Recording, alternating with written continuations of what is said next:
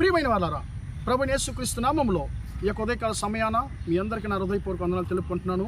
ఈరోజంతా కూడా మీరు చేయబోయే అన్ని విషయాల్లో దేవుని హస్తము మీకు తోడయుండి మీకు జయాన్ని కలుగు చేయను గాక. ప్రియమైన బిడ్డలారా, తన తండ్రికి దూరం అయ్యి సమస్తాన్ని కోల్పోయినటువంటి ఒక కుమారుని గురించి ఈరోజు మనము నేర్చుకోబోతున్నామండి. మనకు బాగా తెలుసు, లూకా సువార్త 15వ అధ్యాయంలో 11వ వచనం నుంచి చివరి వచనం దాకా ఈ యొక్క చిన్న కుమారుని గురించినటువంటి ఉపమానాన్ని యేసుక్రీస్తు చెప్తున్నాడు. ప్రియమైన బిడ్డలారా, ఒక తండ్రికి 2 కుమారులు ఉన్నారు. అందులో చిన్న కుమారుడు తండ్రి దగ్గర అంటున్నాడు, తండ్రి నాకు ఆస్తిలో నాకు చేరవలసినటువంటి నాకు భాగాన్ని నాకు ఇచ్చేసి అని చెప్పి తండ్రి దగ్గర అతడు తీసుకుంటున్నాడు. తండ్రికి దూరం అవుతున్నాడు. ప్రియమైన బిడ్డలారా, ఇతడు ఎందుకు తండ్రి నుంచి విడిపోవడానికి కారణం ఏంటంటే, అతను ఏమనుకున్నాడంటే, నాకు తండ్రి నా యొక్క స్వతంత్రానికి నాకు అడ్డుగా ఉన్నాడు. నా తండ్రి ఇంట్లో నేను ఉన్నాను కాబట్టి నేను స్వతంత్రంగా నేను ఉండలేకపోతున్నాను. నేను చేయలేకపోతున్నాను. నాకు నచ్చింది నేను చేయలేకపోతున్నాను. నా ఇష్టానుసారంగా నేను జీవించలేకపోతున్నాను. నా తండ్రి నన్ను గద్దిస్తున్నాడు. నా తండ్రి నన్ను హెచ్చరిస్తున్నాడు. కాబట్టి నేను చాలా నా ఇష్టానుసారమైన జీవితాన్ని నేను ఏ అడ్డు లేకుండా నేను జీవించాలి అని అనుకుంటున్నాడు. ప్రియమైన దేవుని బిడ్డలారా, తనకు కావాల్సినటువంటి ధనాన్నంతా కూడా తండ్రి దగ్గర నుంచి అతడు తీసుకుంటున్నాడు. సమస్తాన్ని సమకూర్చుకొని తండ్రి నుంచి దూరంగా అతడు వెళ్ళిపోతున్నాడు. దూర దేశానికి వెళ్ళిపోతున్నాడు. తండ్రి ఇంటిలో అతడు ఉన్నంత వరకు తండ్రి యొక్క విలువ అతను గ్రహించలేకపోయాడు. ఎప్పుడైతే తండ్రి ఇంటికి దూరం అయ్యాడో ప్రియులారా, అతని జీవితంలో కొరతలతో సమస్యలతో అతని జీవితము నిండడం మొదలుపెట్టింది. సమస్యలకు గురి అవ్వడం మొదలుపెట్టాడు. ప్రియమైన దేవుని బిడ్డలారా, చివరికి ఒక పూట భోజనం కూడా అతనికి దొరకలేకపోయింది. ఆ పందులు తినేటువంటి పొట్టుతో తన కడుపు నింపుకోవడానికి కూడా ప్రయాసపడ్డాడు. కేవలం ఆ పందులు తినేటువంటి ఆహారము కూడా అతనికి ఇవ్వలేదు. ప్రియమైన దేవుని బిడ్డలారా, అప్పుడు అనుకుంటున్నాడు, అయ్యో నా తండ్రి యొక్క ఇంట్లో ఎంతోమంది పనివారికి కూడా సంతృప్తి అయినటువంటి ఆహారం ఉంది. నేను మాత్రము ఇక్కడ ఆకలిలో చనిపోతున్నాను. ఇక మీద కూడా నా తండ్రికి నేను దూరంగా ఉండను. నేను వెళ్ళి నా తండ్రి దగ్గరికి వెళ్తాను. అయ్యా తండ్రి, నేను నీకు పరలోకానికి విరోధంగా నీకు ముందుగా నేను పాపం చేసేసాను. కాబట్టి నీ యొక్క కుమారుని అనేటువంటి అర్హత నేను కోల్పోయాను.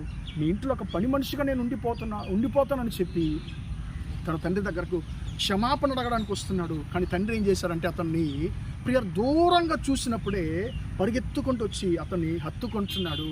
ప్రియమైన దేవుని బిడ్డలారా, మళ్ళీ ఇతడు అస్సలు నాకు ఆ పని మనిషి అనేటువంటి స్థానాన్నన్నా మా నాన్నగారు ఇస్తారని చెప్పి అనుకున్నాడు. పని మనిషి కాదు, మళ్ళీ చిన్న కుమారుడు అనేటువంటి తన కోల్పోయినటువంటి ఆ స్థానాన్ని మళ్ళీ ఆ తండ్రి ఇచ్చినట్లుగా మనం చూస్తున్నాం. ప్రియమైన దేవుని బిడ్డలారా, మన జీవితంలో కూడా కొన్నిసార్లు అసలు ఏంటి చర్చి, అసలు ఎందుకు దేవుడు దేవుడు నాకు ఏం చేశాడని చెప్పి చాలామంది అడుగుతుంటారండి. ఈరోజు నాకు దేవుడు ఏం చేశాడు, నేను ఎందుకు దేవుడిని ఆరాధించాలి, అసలు నేను దేవుడిని ఆరాధించడం నాకు ఏం లాభము అని చెప్పి చాలామంది ఈరోజు ప్రశ్నలు అడుగుతుంటారండి. ప్రియమైన దేవుని బిడ్డలారా, ఈరోజు మనం సజీవంగా ఉండడమే దేవుడు మనకు చేసినటువంటి గొప్ప మేలండి. ఆలోచించండి, ఈ సంవత్సరం మొదలుపెట్టినప్పటి నుంచి ఎన్ని ప్రమాదాలు ఈ లోకంలో జరిగాయి ఒకసారి ఆలోచించండి. కానీ మనం ఎంతవరకు సజీవంగా ఉన్నాం కదా. ప్రియమైన దేవుని బిడ్డలారా, ఆ చిన్న కుమారుడు తండ్రితో ఉన్నంత వరకు అతనికి ఏ యొక్క కొరత లేదు, ఏ సమస్య లేదు. కానీ తండ్రికి ఎప్పుడైతే దూరం అయ్యాడో సమస్యలే అతని జీవితంగా మారిపోయింది. మళ్ళీ తన పొరపాటును గ్రహించాడు. మళ్ళీ తండ్రి వద్దకు వచ్చాడు.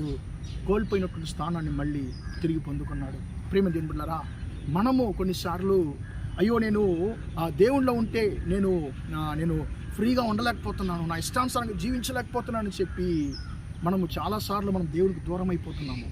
దేవుని మీద మనం కోపగించుకొని దూరం అయిపోతున్నాము. దేవునితో ఉన్నంత వరకు మనకి ఏ సమస్యలు లేవు. కానీ ఎప్పుడైతే మనం దేవునికి, ఆయన మందిరానికి, ఆయన సన్నిధికి దూరం అయ్యామో మన జీవితంలో సమస్యలతో నిండింది. ప్రియమైన దేవుని బిడ్డలారా, అలాంటి పరిస్థితుల్లో మీరు ఉన్నట్లయితే ఈరోజు మీ పొరపాటుని చిన్న కుమారుని సరిచేసుకోండి. మనం సరిచేసుకుందాము. అప్పుడు నీ జీవితాన్ని మళ్ళీ దేవుడు దీవించడానికి ఆయన సమర్థుడిగా ఉన్నాడు. నువ్వు కోల్పోయిన ప్రతి ఒక్కటిని ఆయన నీకు ఇచ్చి నిన్ను ఆశీర్వదించడానికి ఆయన సమర్థుడిగా ఉంటున్నాడు. ప్రార్థన చేద్దామా? ప్రేమగల మా తండ్రి, దయగల దేవ తండ్రి, ఇంతవరకు ఈ మాటలు విన్న తండ్రి, నీ బిడ్డలను ఒక్కొక్కరిని దీవించండి, ఆశీర్వదించండి అయ్యా. చిన్న కుమారుడు తండ్రి అయ్యా తండ్రికి దూరమైనప్పుడు సమస్తాన్ని కోల్పోయి అయ్యా స్తోత్రం ఆహారానికి కూడా తండ్రి కష్టపడ్డాడు. సమస్యలే తండ్రి తన జీవితంగా మారింది.